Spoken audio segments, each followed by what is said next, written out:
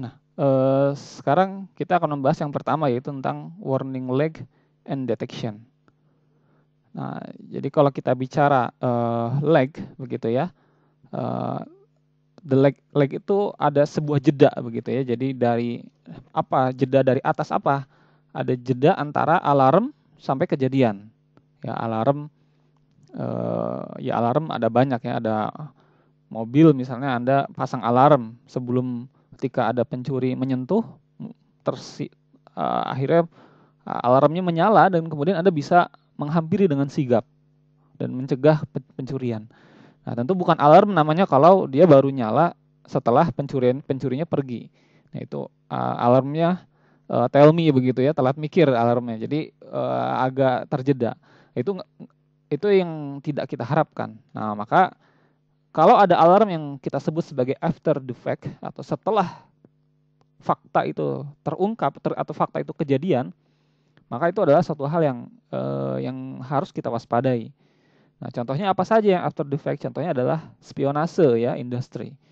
Nah, jadi misalnya Anda punya suatu perusahaan, kemudian pesaing Anda memasang agen rahasia atau mata-mata di perusahaan Anda dan mengambil informasi-informasi yang penting.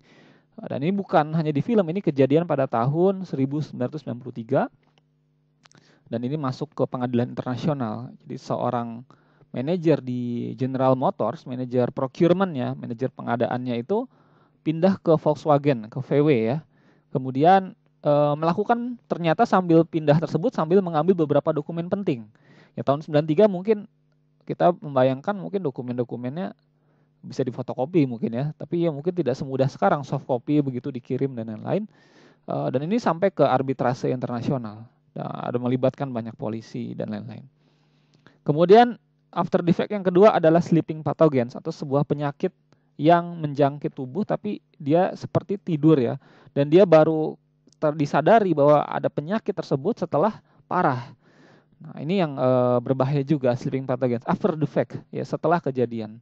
Contohnya mungkin kanker ya. Di laki-laki ada tuh misalnya kanker prostat. Kalau di perempuan mungkin kanker serviks. Itu yang tidak ketahuan, dan kalau baru ketahuan itu setelah parah, setelah stadiumnya tinggi biasanya. Nah, maka itu yang ini juga sebuah resiko yang perlu diwaspadai, dan makanya manusia meningkatkan kemampuan untuk bisa mendeteksi supaya tidak after the fact tapi before the fact, sebelum kejadian. Kemudian cyber agent ya, ada hacker, cracker, mengambil data dari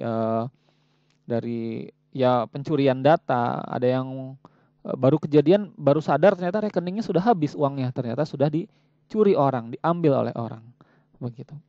Ya. Nah, ini beberapa ciri-cirinya ya. Sleeping pathogens juga ada antraks, atau misalnya kalau di era-era peperangan tuh sangat umum, misalnya membuang mayat ke sungai, ke sumber air sehingga itu mencemar air begitu ya. Oke. Dan ini cyber attack ini bisa jadi antar negara, antar perusahaan, terutama yang akhir ini antar negara ya, antara dua negara yang bersaing saling mencuri data seperti itu. Kemudian ada yang kalau tadi setelah kejadian baru ketahuan, kalau sekarang tepat saat kejadian, immediate. Saat kejadian baru kita sadar. Contohnya apa? Atau mungkin beberapa detik ya sebelum itu kejadian. Contohnya adalah misil. Ketika misil mau datang begitu ya ke suatu negara, misalnya ke Singapura misalnya, nah maka ada sebuah sensor ya, mungkin mengetahui bahwa 30 detik lagi atau 40 detik lagi misil akan datang. Ada alarm menyala dengan keras, kemudian orang-orang bisa langsung masuk ke dalam bunker, ke bawah tanah untuk menyelamatkan diri. Ada juga tsunami sensor seperti ini ya. Jadi mungkin ada pernah kemarin tanggal 27 April ya 2021 baru saja terjadi gempa di Sukabumi. Gempa di Sukabumi, di lautnya di selatan. Mungkin Anda merasakan kalau tinggal di daerah Jawa Barat. Nah, setelah itu biasanya BMKG atau ya mungkin di bidang yang terkait akan mengetahui ini berpotensi tsunami atau tidak. Nah, kalau berpotensi tsunami maka beberapa detik airnya kan lagi jalan itu ya dari laut, tembok airnya sedang berjalan dan kemudian baru menghantam. Jadi kenapa kita sering melihat kok bisa ya tsunami kok direkam? Memang orang bisa tahu ada tsunami, ternyata bisa tahu meskipun immediate, mungkin beberapa detik sebelumnya, beberapa menit sebelumnya. Nah ini juga kita kurang begitu suka ya karena kita nggak bisa antisipasi. Ada yang short term ya, jangka pendek. Contohnya apa? Contohnya perkiraan cuaca, weather forecast. Nah misalnya kalau di Indonesia mungkin banjir ya. Misalnya, oh ini pintu air Katulampa sudah menunjukkan angka darurat. Nah, langsung tuh diumumkan ke warga-warga yang dihilir segera mengevakuasi alat-alat elektronik gitu ya, atau segera pindah ke lantai 2 atau dan lain-lain sebagainya. Mobilnya mungkin dibungkus begitu. Nah, jadi ada sebuah prediksi tapi nggak lama-lama, mungkin beberapa jam. Kalau ini biasanya kalau di Amerika biasanya adalah hurricane ya atau ya angin ya. Ini badai Katrina begitu. Dan kita bisa dan dia ada sebuah software yang dia bisa berjalan begitu, bisa mengikuti arahnya ke sini kemana, sehingga oh kota saya nanti akan dikunjungi nih oleh topan ya, topan badai begitu. Dan yang menarik adalah pada tahun makin ke sini ketidakpastian dan itu semakin rendah, kemampuan memprediksi semakin tinggi. Karena ilmuwan terus meneliti, terus mengkaji sehingga mereka makin ahli dalam mendeteksi kemana arah angin ini sebenarnya. Begitu. Jadi harusnya manusia memang terus belajar ya sehingga bisa mengurangi resiko-resiko tersebut. Kemudian yang tadi short term, jangka pendek, ada yang medium term ya. Mungkin ini jangkanya bisa jadi sekian tahun lah ya gitu ya, atau sekian bulan. Contohnya deteriorating labor relation, jadi hubungan yang semakin memburuk dengan buruh, dengan supplier, itu biasanya kelihatan tuh. Oh mungkin mulai ada protes-protes, mungkin mulai ada nggak langsung kejadian demo buruhnya, tapi mulai kerasa. Oh ada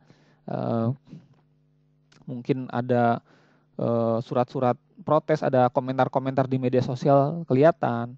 Dan biasanya kalau di polisi kan begitu ya, masang intel begitu. Jadi bisa mengetahui, oh kira-kira bentar lagi akan ada demo. Wah, tahu dari mana begitu. Kalau istilahnya seringnya apa? Ada tukang cuanki bawa HT begitu ya. Jadi punya kemampuan untuk mendeteksi. Kenapa ya? Karena tadi ada kemampuan intelligence tersebut.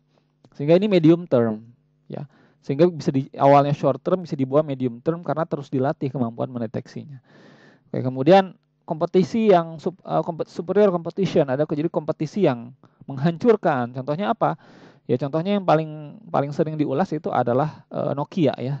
Nokia versus smartphone, Nokia versus iPhone. Itu sebenarnya udah mulai kelihatan terdeteksi. Oh ini pasar semakin turun, penjualan Nokia semakin rendah. Kemudian customer banyak yang berpindah. Kemudian iPhone makin naik, itu kelihatan secara dalam jangka waktu sekian bulan sebelumnya sampai satu titik akhirnya semua handphone di muka bumi dalam tanda kutip ya, hampir semuanya pindah dari yang Symbian begitu ya, yang OS-nya zaman dulu ke Android atau ke iOS begitu. Jadi ada, dan sekarang Nokia itu mulai bergeser juga menggunakan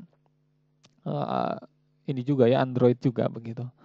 Kemudian regulation juga kelihatan, ketahuan, medium term, nggak mendadak, nggak seperti nggak bikin kaget gitu ya. Meskipun kadang-kadang akhir ini gitu ya, ada aja gitu undang-undang atau apapun yang bikin masyarakat tuh kaget, ternyata ada undang-undang ini ya gitu ya.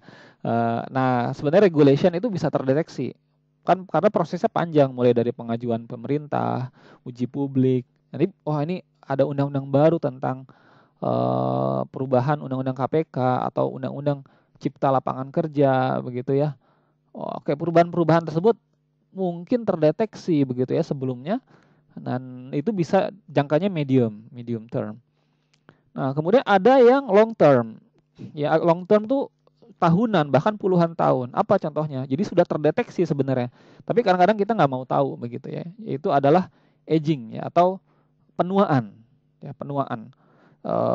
Contoh apa yang mungkin sudah diwaspadai di Eropa, di Jepang, masyarakat piramidanya tuh terbalik. Jadi lebih banyak orang tua daripada anak muda. Kan ini berarti waspada, bahaya karena nanti bisa terjadi kepunahan. Begitu. Karena artinya kalau piramida terbalik makin lama makin sedikit gitu ya penduduk makanya banyak imigran ya di Eropa, dan banyak krisis, banyak konflik di sana. Ya karena memang terjadi penuaan, penuaan di generasinya. Artinya kalau di Indonesia enggak ya, piramidanya masih bagus karena orang-orang masih punya banyak anaknya, banyak begitu, minimal 2 3. Program KB itu salah satunya program yang berhasil. Ternyata makin ke sini orang-orang Indonesia itu jumlah anaknya semakin membatasi 2 atau maksimal 2,3, 2 atau 3 ya. Jadi rata-ratanya sekitar 2,1, 2,2. Nah, cuman kalau misalnya KB terus sebenarnya berbahaya juga karena nanti jumlah penduduk yang banyak itu ya sebenarnya ada kaitan dengan pertumbuhan ekonomi. Tapi intinya di sini adalah bahwa penuaan generasi itu adalah sebuah resiko long term. Dan mungkin kita bertanya kenapa di Jepang banyak lowongan pekerja, pekerja teknis ya, mungkin jadi perawat, mungkin menjadi apa misalnya ya profesional, tapi profesional yang sifatnya teknis di Eropa juga karena memang di sana kekurangan manusia begitu ya, anak mudanya sedikit. Mungkin kenapa ya, karena mereka tidak memprioritaskan punya keturunan. Kemudian ada global warming, ini juga ketahuan bahkan sudah sejak sekian belas tahun yang lalu mungkin sudah ada isu bahwa bagaimana es di kutub itu mulai mencair, udara semakin panas, cuaca semakin tak menentu, permukaan air laut naik. Nah, itu adalah hal-hal yang sebenarnya bisa terdeteksi sekian puluh tahun sebelumnya, tapi pertanyaan kita mau mendengar atau tidak. Kemudian deteriorating infrastructure, ini pemanasan global ya. Kalau ini adalah infrastruktur yang semakin rapuh, semakin melemah, itu mungkin kelihatan ada retak-retak di dinding. Itu biasanya nggak langsung ya, tapi sudah terdeteksi. Nah, jadinya ada lag itu jadi terbagi menjadi 5. Ada after defect, immediate, short term, medium term, long term. Oke, ini ya. Jadi contoh-contohnya seperti ini. Dan kalau kita lihat semakin ke atas semakin berbahaya, semakin ke bawah semakin menjadi peluang. Bukan berarti ke bawah makin aman, tidak. Kalau ke bawah long term tapi dibiarin aja ya tetap aja bahaya. Jadi ke bawah ini adalah opportunity atau peluang untuk kita melakukan tindakan pencegahan, melakukan antisipasi, melakukan rencana perbaikan begitu. Nah, jadi ini ya, jadi the leg from alarm to event.